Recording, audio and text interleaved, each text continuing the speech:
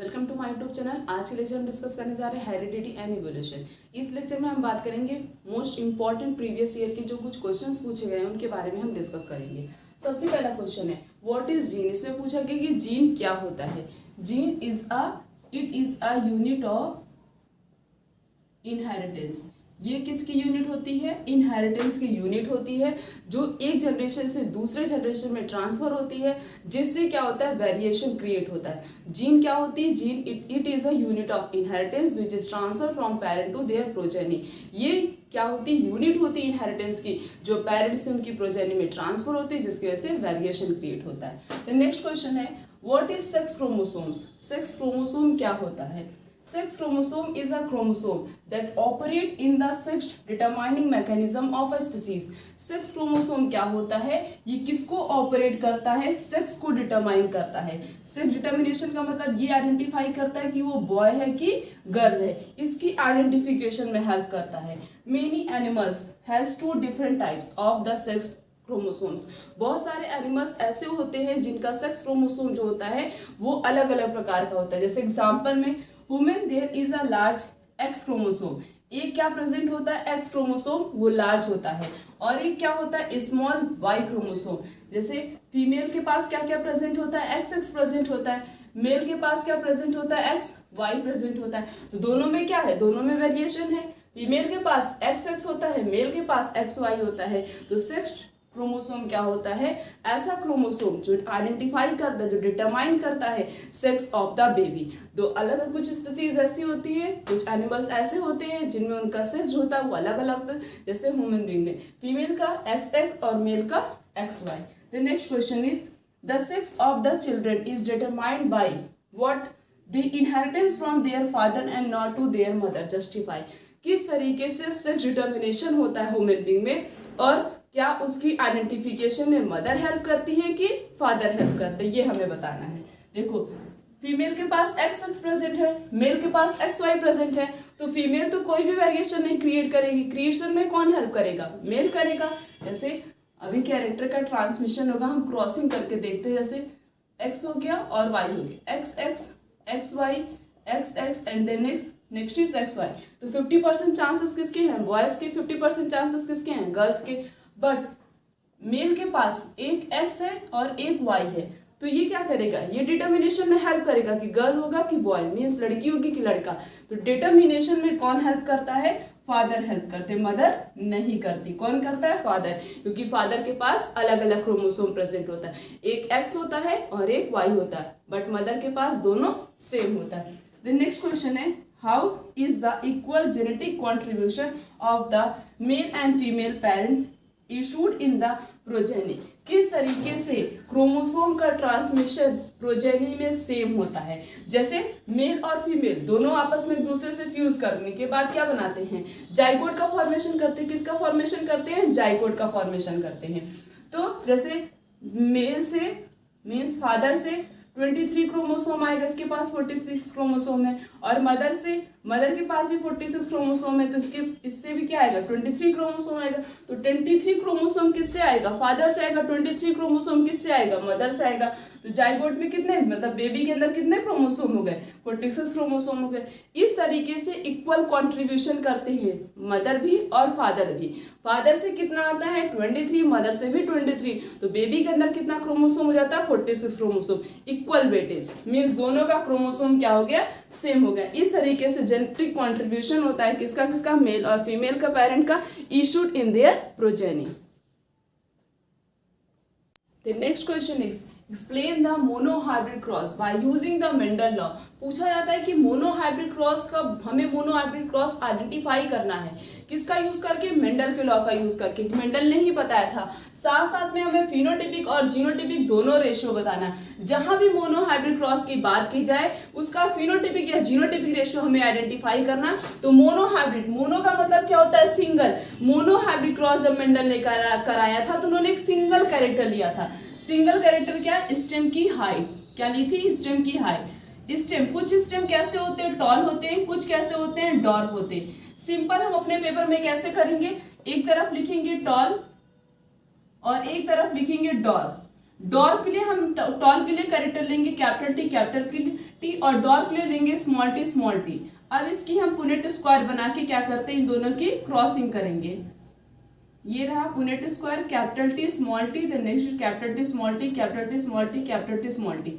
ये जो आता है हाइब्रिड का कैरेक्टर जो आता है, इसी के हम क्या कराएंगे, फिर से सेल्फ क्रॉसिंग करा देते हैं। क्या करा देते हैं, self crossing. Capital T capital T small T capital T small T small T small T. तो ये क्या है, टॉल। ये भी क्या है, टॉल। ये भी क्या है, टॉल है। कैपिटल टी स्मॉल टी है तो एक डोमिनेंट है, एग्रेसिव है, but always express the character is dominant. हमेशा अपने कैरेक्टर को कौन एक्सप्रेस करता है, डोमिनेंट एक्सप्रेस करते हैं। तो तीन प्लांट कैसे हो गए, टॉल हो गए। एक क्या है, डॉर्फ है। तो फिनोटिपिक रेशियो कितना आएगा, 3:1। मोनो हाइब्रिड क्रॉस का फिनोटिपिक रेशियो क्या होता है, फिजिकल एप्रियंसेस, जो हमारी नेकेड आइट से कैरेक्टर हमें दिखाई दे रहा है। उसमें तीन प्लांट टॉल है, वो दिखाई दे रहा है। एक प्लांट कैसा है, डॉर्फ, हमें वो भी दिखाई दे रहा है। तो phenotypic ratio mono hybrid cross का फिनोटिपिक रेशियो कितना है, 3:1। अब हमें आइडेंटिफाई करना है इसका genotypic ratio, that is genetic ratio, जो हमें दिखाई नहीं दे रहा हमारी नेकेड आइट से। जैसे ये क्या है, कैपिटल टी, तो ये क्या है, प्योर टॉल प्लांट। कैसा है, प्योर टॉल प्लांट। एक है कैपिटल टी स्मॉल टी, तो ये क्या है, हाइब्रिड टॉल प्लांट। एक है कैपिटल टी स्मॉल टी, ये भी क्या है, हाइब्रिड टॉल प्लांट। और ये क्या है, ये है प्योर डॉर्फ प्लांट। तो इसका जीनोटिपिक रेशियो क्या आएगा, 1:2:1। एक प्लांट क्या है, प्योर टॉल, दो कैसे हैं, हाइब्रिड टॉल, एक क्या है, प्योर डॉर्फ है। तो फिर जीनोटिपिक रेशियो क्या आता है, ऐसे हम क्रॉसिंग करेंगे सिंपल, एक तरफ लिखेंगे टॉल, एक तरफ लिखेंगे डॉर्फ। दोनों के लिए जो हमने एलील्स लिए थे वो लिखेंगे, फिर हमने क्रॉसिंग कराई पुनेट स्क्वायर बना के। फिर यहाँ पे हम लिख देंगे, ऐसे एरो बना के लिख देंगे यहाँ पे कि हाँ यहाँ पे हमने क्या की है, सेल्फ क्रॉसिंग की है। मेंडल ने पहले क्रॉसिंग कराई थी, जब देखा कि सारे प्लांट टॉल आ रहे थे तो उन्होंने सोचा क्यों नहीं जिसका एलील आया है, मीन्स जो इसकी प्रोजेनी आई है, क्यों नहीं इसी की हम फिर से आपस में क्रॉसिंग करा देते, दोनों की आपस में फिर से ब्रीडिंग करा देते, तब देखते किसका कैरेक्टर क्या आया था। तब मेंडल ने फिर से इसकी आपस में सेल्फ क्रॉसिंग करा दी थी, तब देखा था कि तीन प्लांट टॉल आ रहे थे, एक कैसा आ रहा था, डॉर्फ आ रहा था। ये तो हो गया इसका जीनोटिपिक रेशियो, दैट इज 3:1। ये क्रॉसिंग करके हम नीचे लिख देंगे फिनोटिपिक रेशियो कितना आता है, 3:1, और जीनोटिपिक रेशियो क्या आएगा, 1:2:1। जीनोटिपिक रेशियो, एक प्लांट कैसा है, प्योर टॉल, दो कैसे हैं, हाइब्रिड टॉल, एक क्या है, प्योर डॉर्फ है। तो रेशियो क्या, 1:2:1। तो मोनो हाइब्रिड क्रॉस का फिनोटिपिक रेशियो 3:1 और इसका जीनोटिपिक रेशियो क्या आता है, 1:2:1। The next question is a man having a blood group A। एक मैन है, उसका ब्लड ग्रुप क्या है, A है। उसने शादी किससे की है, ऐसी औरत से की है जिसका ब्लड ग्रुप क्या है, O है।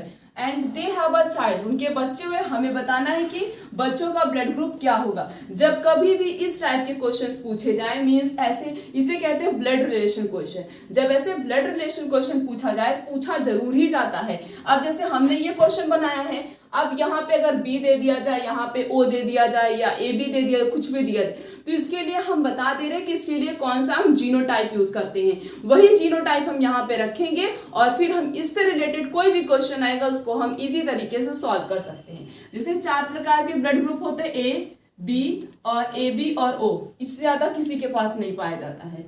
तो ए के लिए हम कौन सा जीनोटाइप लेंगे, ए के लिए हम लिखते हैं IA स्मॉल आई, बी के लिए IB स्मॉल, देन AB के लिए IA एंड IB, O के लिए स्मॉल स्मॉल। ये क्या होता है, रस्सी होता है। ठीक है, अब कभी भी कुछ भी पूछा जाए, अगर ऐसे दे दिया जाए कि मदर का ब्लड ग्रुप AB है, फादर का ब्लड ग्रुप B है, तो हमें चाइल्ड का ब्लड ग्रुप बताना है। तो हमें जब पता है कि इसके लिए हम कौन सा जीनोटाइप यूज करेंगे, हमने लिख दिया, पुनेट स्क्वायर बना के इजिली आइडेंटिफाई कर सकते हैं। तो यहाँ पे दिया ब्लड ग्रुप किसका, मैन का कितना है, मीन्स फादर का ब्लड ग्रुप A है और मदर का ब्लड ग्रुप क्या है, O है। तो A के लिए ये देखो, ये जीनोटाइप हम यूज करेंगे, IA स्मॉल आई, और O के लिए स्मॉल स्मॉल। अब हम ऐसे पुनेट स्क्वायर बनाएंगे, जो मेंडल ने पुनेट स्क्वायर के बारे में बताया था। इधर लिख दिया हमने फादर का, चाहे इधर फादर का लिखो चाहे मदर का लिखो, कोई मतलब नहीं है। इधर हमने फादर के लिए लिख दिया, इधर हम लिखेंगे मदर का, IA small I, IA small I, small I small I small I small i. तो ये देखो IA ए क्या है, डोमिनेंट, अभी मैंने बताया था ए डोमिनेंट है, ओ क्या है, रेसिव है, तो इसमें क्या होगा, ब्लड ग्रुप ए आएगा। इसमें भी वही कंडीशन, ब्लड ग्रुप ए, इसमें से दोनों आइडेंटिकल, दोनों ही रेसिव हैं, ब्लड ग्रुप ओ, इसमें से ब्लड ग्रुप ओ, तो बेबी का ब्लड ग्रुप क्या हो सकता है, ए भी हो सकता है और ओ भी हो सकता है, निकल गया हमारा। इस तरीके से अगर दे दिया जाए मदर का ब्लड ग्रुप ए बी है और फादर का ब्लड ग्रुप ए है, तो हमें चाइल्ड का ब्लड ग्रुप बताना है। तो मदर के लिए आई ए आई बी, यहाँ पे देखो ए बी के लिए यही जीनोटाइप यूज करते हैं, और ए के लिए क्या होगा, आई ए स्मॉल आई, तो i a small i a then i b small, इसमें से क्या हो गया, ए ब्लड ग्रुप, ये क्या होगा, ये भी ए ब्लड ग्रुप हो गया, ये क्या हो गया, ए बी हो गया, और ए क्या हो गया, ये भी बी हो गया। तो क्या क्या ब्लड ग्रुप आया, ए और बी और ए बी। जब मदर का ब्लड ग्रुप ए बी होगा, फादर का ए होगा, तो बेबी का ब्लड ग्रुप क्या हो सकता है, ए हो सकता है, बी हो सकता है, ए बी हो सकता है। इसमें रटने की कोई जरूरत नहीं है, यहाँ पे हमें जीनोटाइप याद है तो कैसा भी ब्लड ग्रुप दे दे, मतलब जो 4 तरीके के ब्लड ग्रुप प्रेजेंट होते हैं, इन्हीं चारों तरीके में किसी भी तरीके से घुमा के क्वेश्चन दे दिया है, हम इजिली सॉल्व कर सकते हैं। हमें बस ये जीनोटाइप याद करना है, इसका याद ही क्या करना, बस समझना है। समझ लेंगे तो हम इजिली पुनेट स्क्वायर बना के क्रॉसिंग कर सकते हैं, क्योंकि इससे रिलेटेड क्वेश्चन जरूर ही पूछा जाता है, घुमा के ही पूछाएगा, चाहे इस तरीके से क्वेश्चन पूछेगा चाहे थोड़ा सा घुमा दिया जाएगा। ये क्वेश्चन बहुत बार पूछा जा चुका है। तो यहाँ पे हमने ए लिखा है, यहाँ पे बी हो सकता है, यहाँ पे ओ है तो ए बी हो सकता है। इस तरीके से क्वेश्चन पूछे जा सकते हैं। इस तरीके से आने वाले लेक्चर में हम इस तरीके से और भी बहुत सारे इंटरेस्टिंग क्वेश्चन को सॉल्व करेंगे। आज का लेक्चर यहीं तक, थैंक यू।